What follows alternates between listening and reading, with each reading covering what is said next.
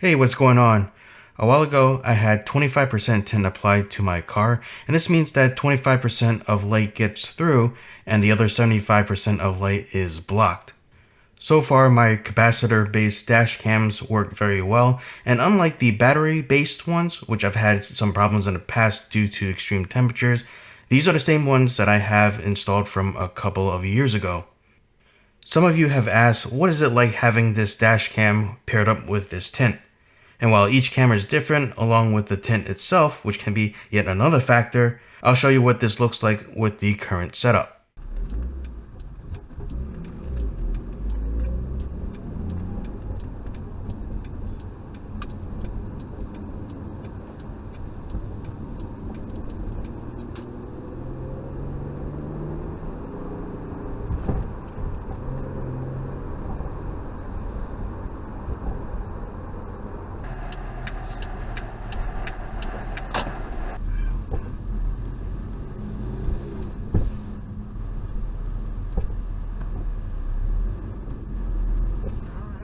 At night, it's a totally different story.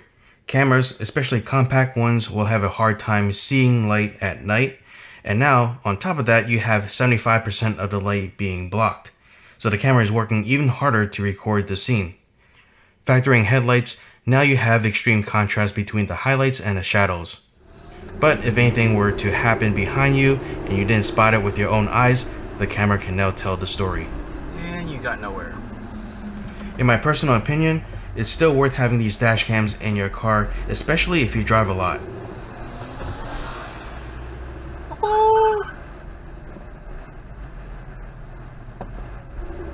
Busted. It can come in very handy in case of an accident, and I've been rear-ended before, and at the time, I didn't have a rear-facing dash cam, and I wish I did.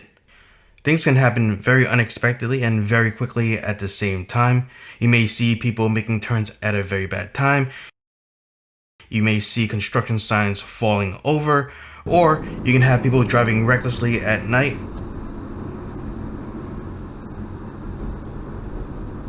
And in the unfortunate circumstance where you do get into an accident and it's not your fault, but the other party is blaming you, now you have proof of your innocence.